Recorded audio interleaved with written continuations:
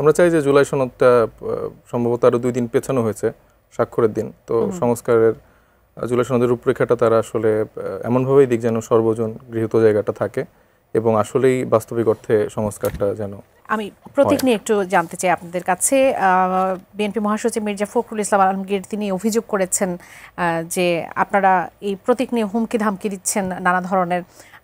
তিনি জানতে চেয়েছেন যে নিজেদের প্রতীক না পাওয়ার কষ্টে কেন অন্যের প্রতীক নিয়ে টানাটানি করছেন, কারণ আপনারা ধানের শীষের কথা বলেছেন যে যদি শাপলা না পান তাহলে ধানের শীষও থাকবে না। শাপলার প্রতীকই আপনাদের লাগবে না, যদি পান সেক্ষেত্রে আসলে কি হবে? আচ্ছা দেখুন, এখানে ধানের শীষ বা বিএনপির প্রতি আলাদা কোনো মানে ক্ষোভের জায়গা আমাদের নেই। মূলত মানে নির্বাচন কমিশনের যে দ্বিচারিতা, মানে সেই জায়গাটা বোঝানোর জন্য এই প্রসঙ্গটা উল্লেখ করা হয়েছে বারবার। না, বারবার তারা বলে যে জাতীয় প্রতীক এইটা ওইটা এইখানে আছে ওইখানে আছে, তো সেই প্রসঙ্গটা উল্লেখ করতে আসলে অন্য মার্কাগুলোর প্রাসঙ্গিকতা তুলে ধরা, যে এই যে তারা মার্কা, ইগল মার্কা, ধানের শীষ মার্কা, তার মানে তো এই না যে ইগল মার্কায় যারা নির্বাচন করবেন তাদের বিরুদ্ধে বা বিপক্ষে কথা বলছি। তো তারা যখন এরকম একটা খোঁড়া যুক্তি দেওয়ার চেষ্টা করে যেখানে কোনো আইনগত কোনো ভিত্তি নেই, সেক্ষেত্রে আসলে ওই কথাটি উল্লেখ করা। আক্ষেপটা হচ্ছে আপনাদের ইসির প্রতি, ইসির উপরে, কোনো রাজনৈতিক দলের উপরে না। আর না পেলে, যদি না পান, আপনারা বলছেন যে না পেলে নির্বাচনে অংশ নেবেন, এমন কি বিষয়টা না? মানে নির্বাচনে অংশ নেওয়ার আগে আসলে তো আমাদের মার্কাটা তো পেতে হবে, তো সেটার পরবর্তীতে আসলে শাপলা ছাড়া কি আপনারা নির্বাচন করবেন? না, আমরা শাপলা ছাড়া নির্বাচন করব না।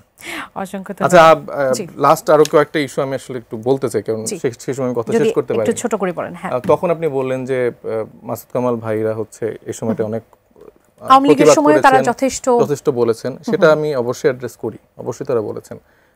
কিন্তু মানে তার যে প্রেক্ষাপটটা আমি বলছি, যে উনি যে বললেন একটু আগে যে বললেই আমি আওয়ামী লীগের দোসর বা এটা ট্যাগ দিয়ে দেওয়া হচ্ছে, এটা কিন্তু না। আমি যেটা বলার চেষ্টা করছি যে উনি অবশ্যই সর্বোচ্চ সমালোচনা আমাদেরকে করুক। আমি আমাদের ক্ষেত্রে আশা করব কিছু তিনি আমাদেরকে কিছুটা সাজেশনও দিবেন যে এটা করো ওইটা করো, মানে আমরা তার থেকে এটা এক্সপেক্ট করি। কিন্তু আমার কথা হচ্ছে, আমার সমস্যার জায়গাটা একটা জায়গায়, যে উনি নানাভাবে আওয়ামী লীগের বৈধতা উৎপাদন করছেন ডে ওয়ান থেকে।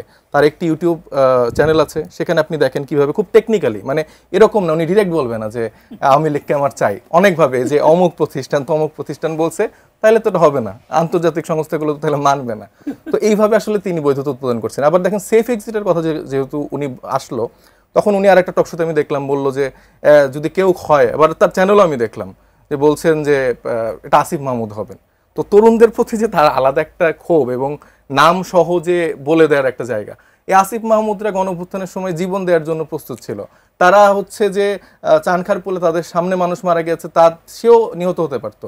আসিফ মাহমুদরা সেফ এক্সিট না। আসিফ মাহমুদরা আন্তর্জাতিক ট্রাইব্যুনালে যে যার বৈধতা তিনি উৎপাদন করতে যাচ্ছেন, তার বিরুদ্ধে হচ্ছে যে আসিফ মাহমুদরা যে সাক্ষী দিয়ে আসে, নিঃসন্দেহে। তো এই তরুণদেরকে এই ছোট করা, বিভিন্নভাবে দুর্নীতির সাথে বিভিন্ন নৈরাজ্যের সাথে যে ট্যাগিং করা, সেটা করা থেকে তারা যদি একটু বের হয়ে এসে সঠিক সমালোচনাটা যদি করে, এই অমুক হাজার কোটি টাকার, মানে আমি অবাক হয়েছে যে আমাদের এত হাজার কোটি টাকার আসলে জায়গা, আমাদের অফিস ভাড়া, সাংগঠনিক চলাচল, এইগুলো তো অনেক সমস্যা হচ্ছে।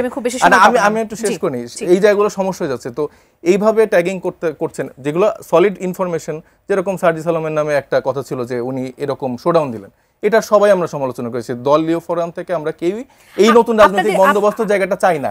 কিন্তু মাসুদ কামাল ভাইরা 17 বছর ধরে আওয়ামী লীগের বৈধতা উৎপাদনের জায়গাটা মানে উনি বলছেন যে করেনি, তারা বিভিন্ন সমালোচনা করেছেন। এই সমালোচনাটা করেই এরকম কিছু মানুষকে তারা প্রতিষ্ঠিত করেছেন সমাজে।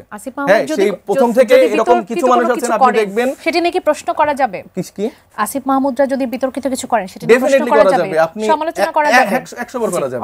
কিন্তু আমার কথা হচ্ছে যে আপনারা হচ্ছে এটা করতে পারবেন না যে আপনি এই 1.5 বছর ধরে বিভিন্নভাবে নানা কায়দায় আওয়ামী লীগের বৈধতা উৎপাদন করবেন, আওয়ামী লীগের এজেন্ট হিসেবে